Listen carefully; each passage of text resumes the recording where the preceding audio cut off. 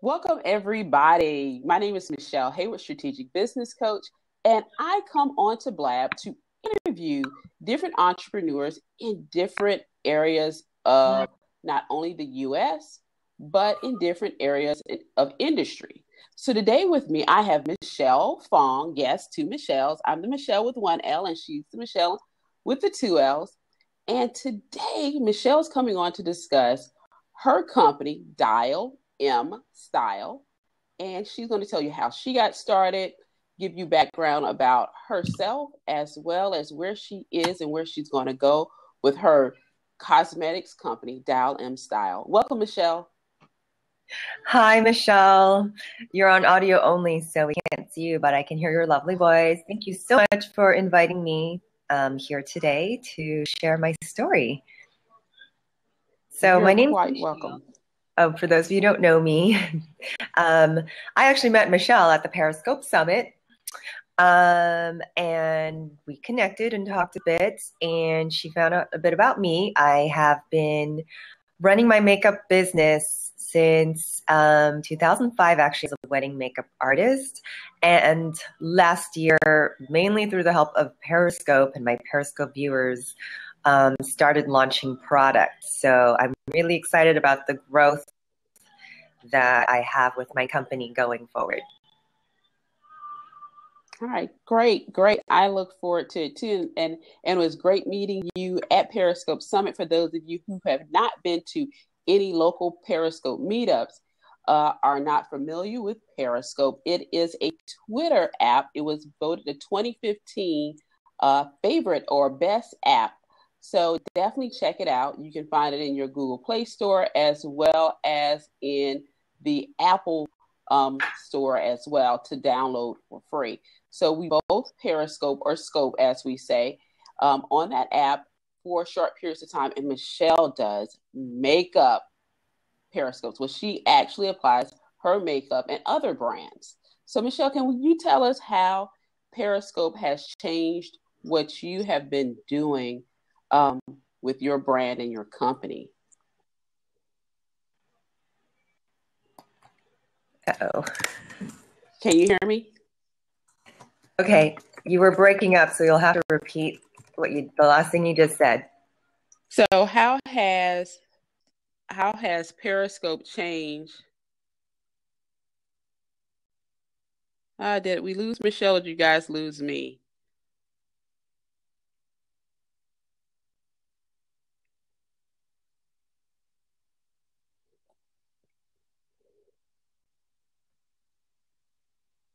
We are having some technical difficulties. Okay, we lost Michelle. Now she should be back. Okay, interesting today. Okay, great. Okay, you're back. Great. So what I'm going to do while I have you on here is make you a co-host.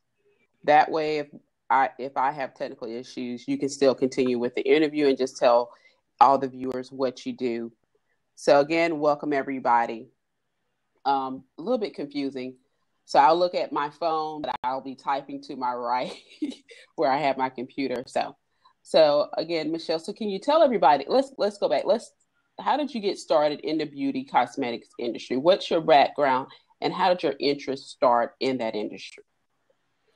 Okay, so my interest in the industry, it's actually, I will say I wasn't one of those people that thought since I was a little girl that I'd be a makeup artist. It's actually quite a different story, but I always had the entrepreneurial spirit. I always wanted to have my own business. I just wasn't sure what that was. So coming out of college, I actually obtained a degree in biology and thought I wanted to go into the medical field, but realized that wasn't for me. So I made a switch and decided to go to fashion school instead. And it was in fashion school, my counselor told me you should work in retail so you can understand retail math. So I took a job at the makeup counter and that was kind of accidental, but I always say God creates no accidents. So from there, people started to ask me to do their makeup for weddings and graduations. These were my close friends. So that's when I got the little push that perhaps I should start charging to do this. So that's how I started my wedding makeup business right around 2003, 2004, and officially launched in 2005 as a wedding makeup artist. Wow. So you only do, or most of your business is for wedding? No, it's not. I do makeup for all occasions. So like special events, people will call me for special events, even if they just have a wedding to go to or a family photo. So any way that they want to look good, feel good, be made up. Okay, great, great. So you have been doing this for quite a while now, been in the industry, learned the business from the sales side, from the store side. Then you decided you're going full blown into your business. What were what were your other steps? So you're using social media and you use Periscope. Before even Periscope, how were you leveraging or what were you doing in social media to get your brand known? Okay, so actually from 2005 until 2013, I was not full blown in the cosmetics industry. It was my side gig. I had a full-time corporate job. So it was nice to have the weddings kind of on the side. But what was really important to get that business going was me being out and about, doing as many networking opportunities as possible. But also remember, you must stick with your target market. So Yeah. in my industry, it was wedding, networking, and not so much meeting brides, but meeting people who could put me in contact with those brides. So that was a lot of work collaborating with photographers, with wedding planners. And when I mean work collaborating, I mean like doing side projects to build my portfolio and to gain trust from these people who would in turn recommend me to their brides and their clients and people they might know. So it's all about relationships and how you put yourself out there, being likable. Even though I sell my products online, those people have to somehow know, like, and trust me before they just pop in and buy something. Great. I love that. So how did you decide in 2013 it was time to step away from your corporate job and go full into your business?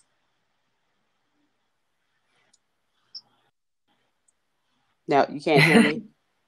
Okay, so how about I know where you're going, but if you type the question in, then I can see it, and then I know exactly what you're saying. Okay. But I think I know where you're going. So she said, how did I decide? And well, God decided for me. In 2011, I was actually laid off from my job in the corporate world. I was working in the footwear industry. And I worked on my makeup business for a year while raising my baby. She was a baby at the time. She was only 7 months old.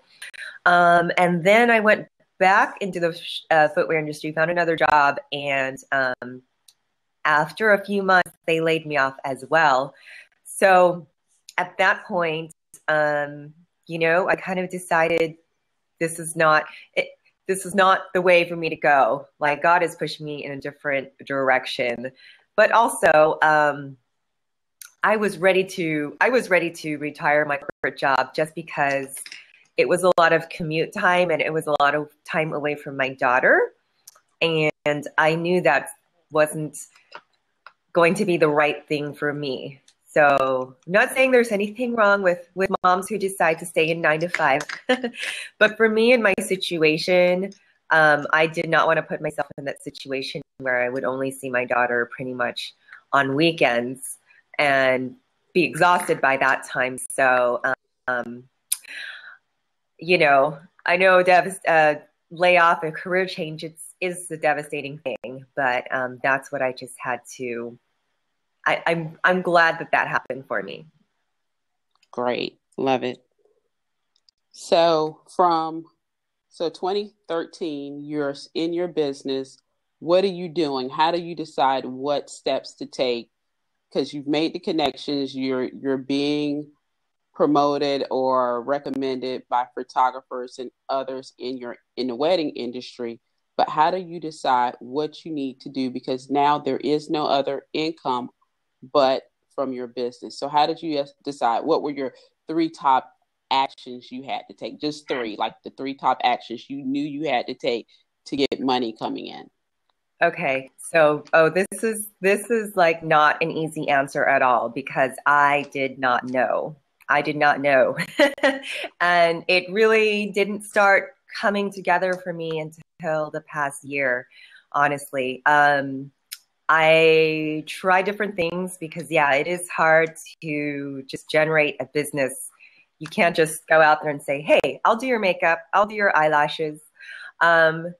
So I started building, I do eyelash extensions as well. So I started building that business.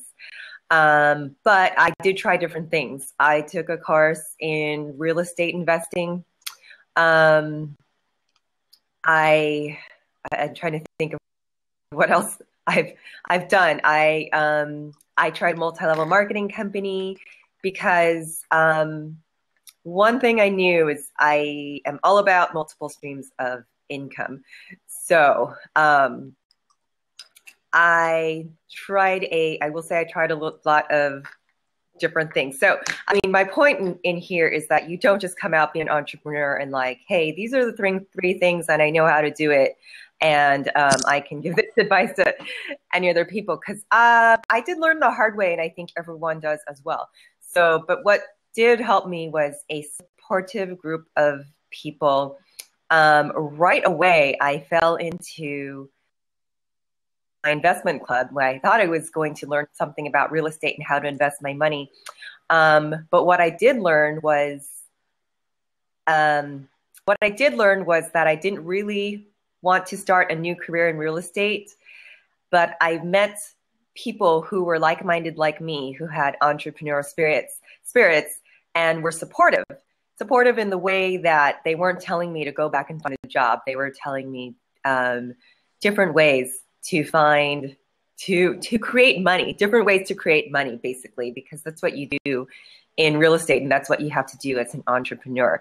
So having that support group really opened my mind and encouraged me in ways I wouldn't have thought. Now, like in the 9-to-5 world, which most people are familiar with, they will just tell you, oh, just go back and get a job. You can keep this as a side hustle thing. So, fortunately enough, there's a lot of systems. Real estate entrepreneurs are entrepreneurs, and there are a lot of systems that I learned to carry into what I was doing in my business, such as finding efficient ways to do things online and different ways of outreach, for example.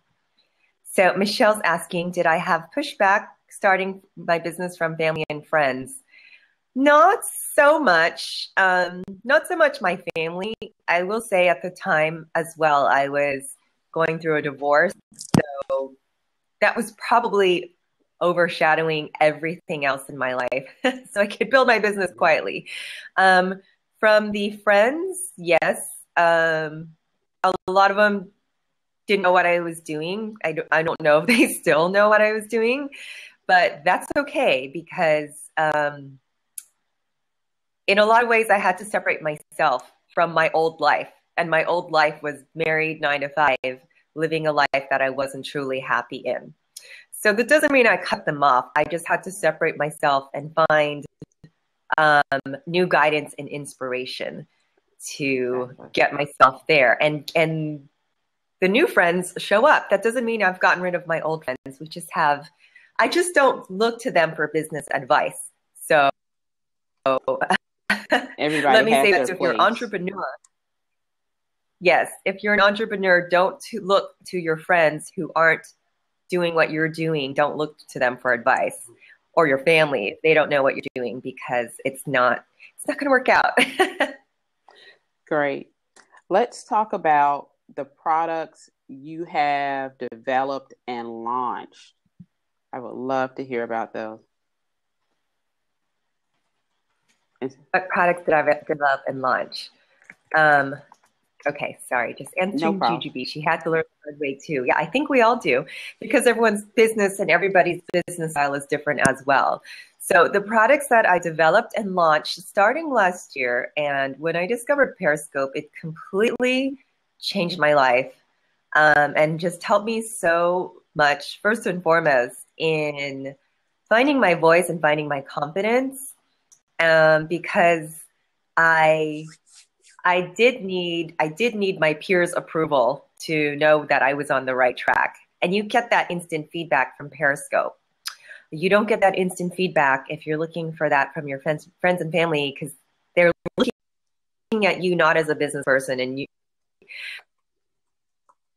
they're not understanding what you do. So I discovered Periscope, and I decided one day I'm just going to press start and talk about makeup, because about a month before that, I had decided I'm going to start my YouTube channel, but I didn't know how, and I didn't know how I would reach people. So with Periscope, there was an instant connection, and it was through my viewers. They started asking about makeup and about brushes, and that's where I realized my experience in the corporate world as a product manager helped me launch my own product, because I knew exactly what to do. And I recognized, like, wow, it is really hard to buy makeup brushes, because you can walk into the store and there's really no guidance, and you can overspend. Or you can buy really cheap brushes and that don't function the way that mine do. So I still get like, wow, did that really happen? I'm so appreciative of the support that I've gotten. So that was my first launch of products by my group of core loyal viewers and clients completely did that for me.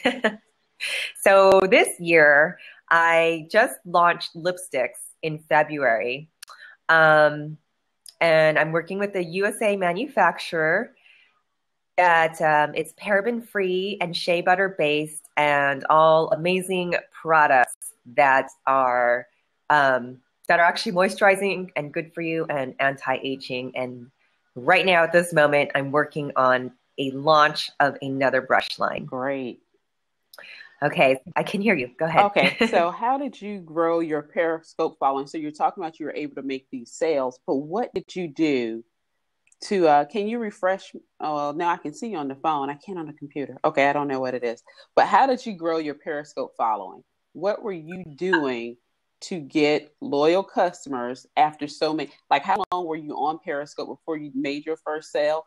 And what did you do to grow your following up to your first sale? Okay, so I was fortunate enough to get in right at the beginning, and I believe I was one of the only makeup artists who was demoing makeup. I mean, there were other girls doing their makeup, but not like a makeup artist professional. Okay. So that really helped me, and a lot of the feedback that I get is that I'm very down to earth and approachable. So I would just scope regularly, and that was 2 or 3 times a day. I mean, I was pretty addicted.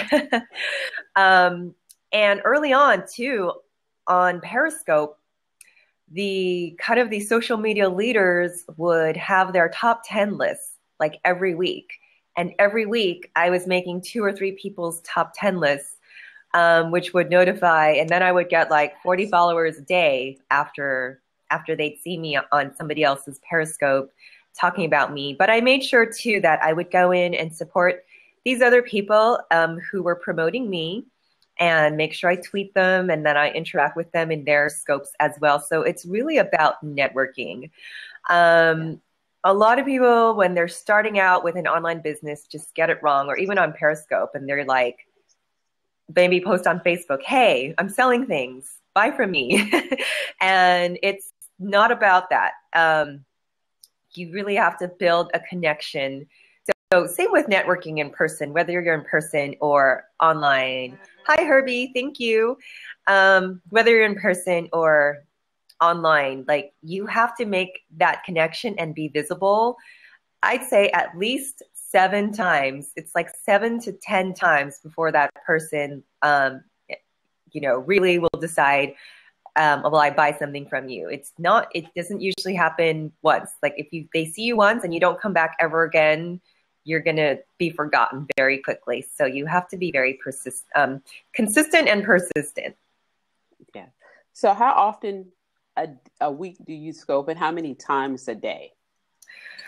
Okay, so now I will say it's gotten a little bit busier for me in my product line. So I do scope at least once a day. And the only day that I might take off is a Sunday. Okay. So for everybody who has not periscoped, who doesn't show up on social media regularly, Michelle is consistent. People that you would like to be your clients to buy from you, they need you to be consistent. They need to know that even though you're new to them, they know when to see you. I know when to get on to see Michelle do her matte lipstick, and she doesn't just show her brand, she shows other brands. And I see her, like she said, promoting other scopes.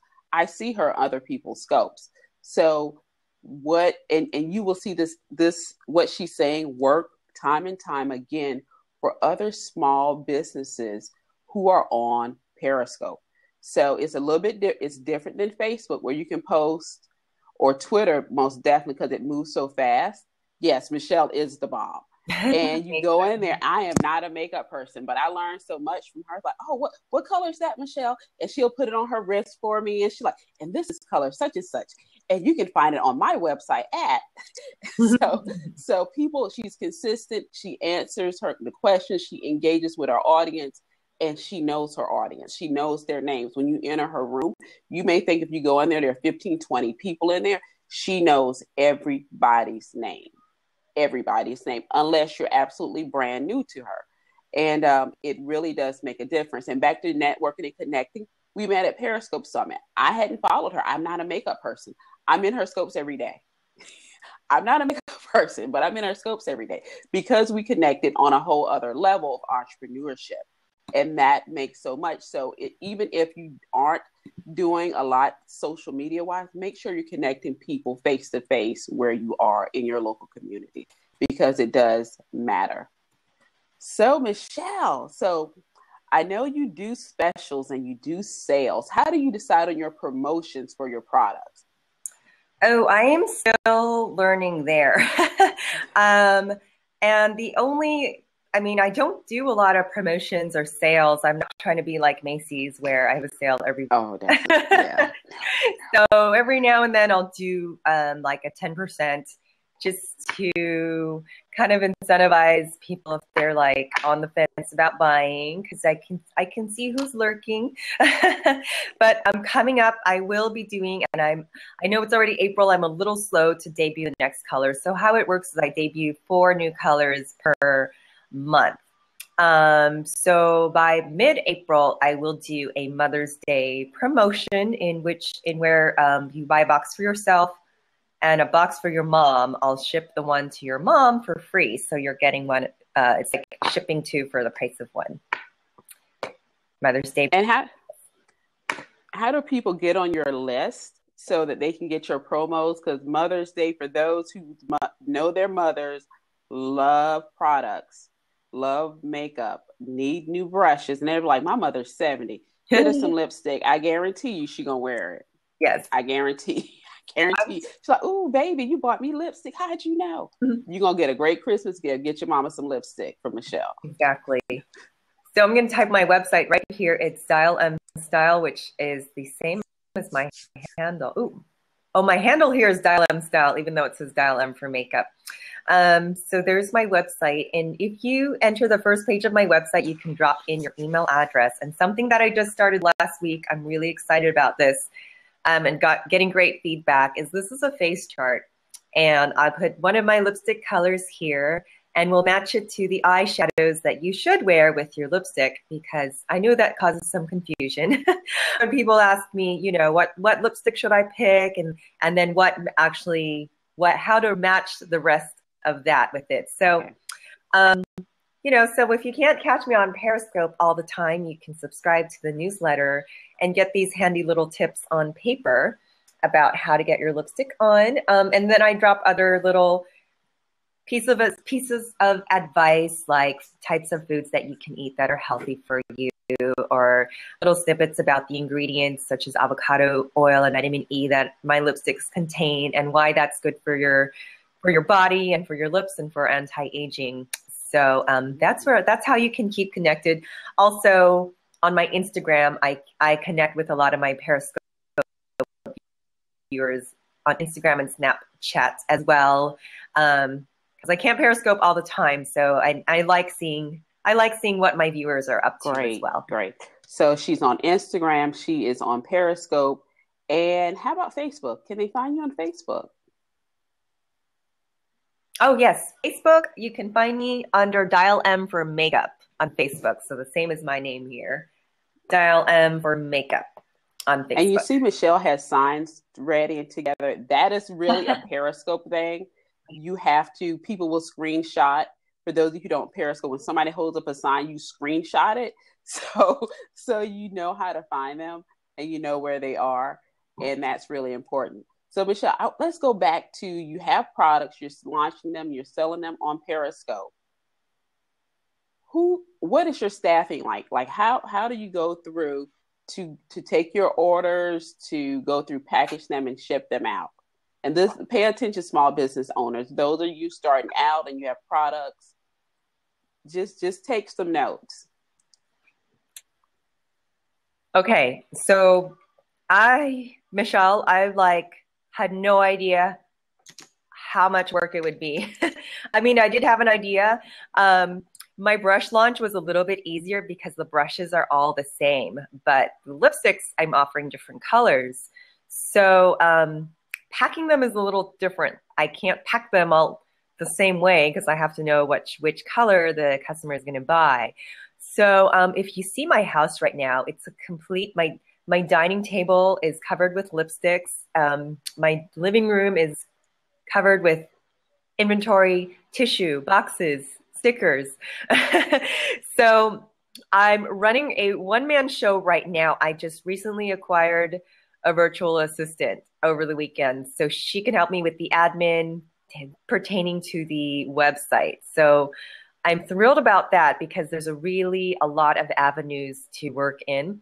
Thankfully, I do employ my child. She's 5 years old and she loves to pack. She loves to pick the lipstick. If I tell her what color, she goes and picks it. And then she packs the box with the, I'll show you. We call it the bird's nest. So she puts in the pink bird's nest in the box. Wow. And that's how she helps mommy. So I have a little employee and I tell her that's how she earns her Disney money. So we can enjoy ourselves later. So, you know, and I knew I would be running this out of my living room. I don't know of any company that starts up first with an office, with a warehouse. I mean, unless you have some huge backing, but no, everybody starts from their living room. And, you know, one thing I want to stress too is that I run across people who don't understand this. The product doesn't come out of nowhere. I had to do my research and then put up the money up front. And so your first, however long it takes, I mean, some people takes a year, some people takes 5. The IRS actually gives you 5 years to operate at a loss until you start generating some profit. So did that answer your question? I kind of went off on a tangent. Yeah, no. Part of business. You answered my question. So for those of you who think that you can't do this because you don't have employees, you don't have a lot of money, you don't have a huge space. Michelle is proving you don't have to have everything you need. You just need to start. Yes. And it was never be perfect. She worked her corporate job for several years, starting up her business. And she got laid off twice. And now she's working on her own. So if you're waiting for the perfect time, it's the perfect time when you get laid off. It's the perfect time when your kids are little, when they're grown. There is no such thing. So start before you're ready. And that means start today, start now. Yeah. So, and take those steps and get into action. And that's what I always encourage my clients to do. Take action. So if this is what you want and you can't figure out how you're going to do it, start now, and you will figure it out as you go along. And Michelle's figuring it out. She has a 5-year-old packing boxes for you. and you say that it's another lady. She has a natural hair product. Her son puts in a piece of candy in every box that they ship out. So children, and I grew up from a small business owner. My mother had a daycare for over 30 years. And we all thought, myself, my 4 siblings worked at that daycare. So we will help you. So if you're holding back because you have children, do it because you have children. That's what I'll tell you. Do it because you do have children. And it's nothing. We really will enjoy it. Trust me on that. So Michelle, any final words, any words of encouragement to any entrepreneurs out there that are hesitant in stepping forward? Please type your question, Michelle. You froze out. No problem. But you bring up a good point of just start, because honestly, I was like hesitant to start. I knew I was going to start, so I gave myself a date, and I've had to work out a lot of things. Like right now, I'm moving my store from Squarespace to Shopify. I can't hear Michelle. Can you guys, Michelle, refresh? Okay, there you go. Okay. So I'm learning these things as I go, but also, I mean, this is like, I want to stress to people too, because I get people who approach me. They're like, I want to be a makeup artist. So I started learning makeup in 2000, and I started a business in 2005. And I still can't say I know everything, but I know a lot about people's faces and working with different personalities. So it's not something where like, it's not a hobby. Yeah. And a lot of people at first were like, oh, that's great. You have this fun hobby. I'm like, no, this is actually my business. And if you want to start something, you have to put in your mind, this is not a hobby, this is a business, and do everything to make that happen.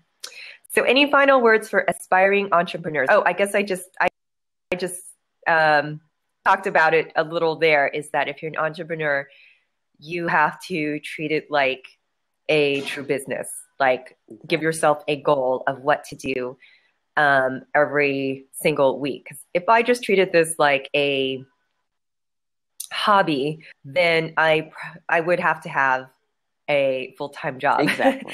And there's times where I'm kind of scared, like, oh my gosh, I hope I don't have to go back to that. But also, you have to really know what your strong points are and how you can use your strong points to help other people. You can't just sit there and say, hi, buy my product. Hi, buy my product. Sign up for a session, because they're not going to do that. Or you can't go around saying, I'm a makeup artist. I sell whatever it is you sell. I sell plastic cups. Buy from me. You have to give your customers a reason why your plastic cups will help them with their life or solve a problem for them.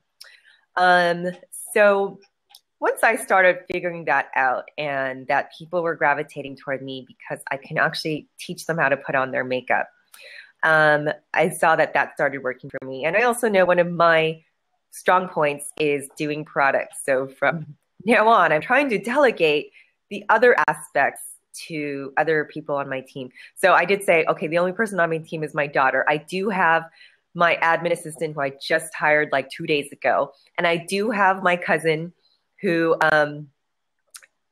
was owning a portion of the business, who has been doing all of my graphics since day one. Um, so I do have a tiny team on board, but you do need a supportive team who knows your direction and can see the big picture. Excellent. Exactly. Congratulations, Michelle.